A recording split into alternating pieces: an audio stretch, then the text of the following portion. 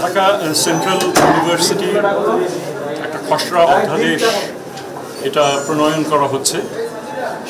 সেই প্রণয়ন প্রক্রিয়ার অংশ হিসেবে আমাদের যে অংশীজন, বিভিন্ন অংশীজনের সঙ্গে আমরা আলাপ আলোচনা করছি।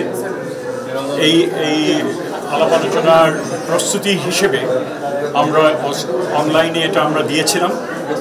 তা থেকে প্রায় ৬,০০০-এর মতো সেখানে মতামত এসছে। এখন আমরা সরাসরি বিভিন্ন অংশীজনদের সঙ্গে আলাপ করছি।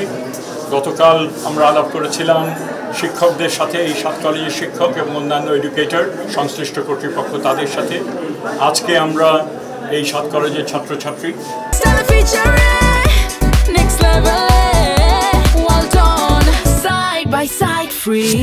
তাদের সাথে আমরা আলোচনা করলাম। অত্যন্ত সমৃদ্ধ এক আলাপ আলোচনা হয়েছে এবং সেই আলাপ আলোচনার প্রেক্ষিতে আমরা অনেক বেশি ঋদ্ধ হয়েছি। বিভিন্ন সমস্যা তারা তুলে ধরেছেন। একদিকে এই আইনকে তারা কিভাবে দেখছেন, প্রস্তাবিত আইন, সেটা মতামত তারা ব্যক্ত করেছেন।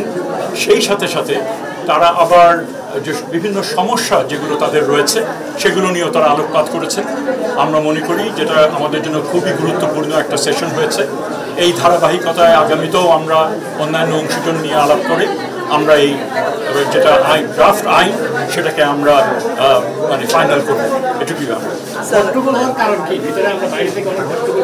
আপনি কি শুনেছেন জানি না। আমার মনে হয় যে কোনো একটা আলাপ আলোচনার মধ্যে হবে, কোনো সেখানে কারণ নেই। এটাকে আমার মনে হয় না কোনো প্রশ্রয় দেওয়ার কোনো দরকার আছে। Thank you. We expect responsible journalism and we hope আপনারা সেটাতে কোঅপারেট করুন। Thank you.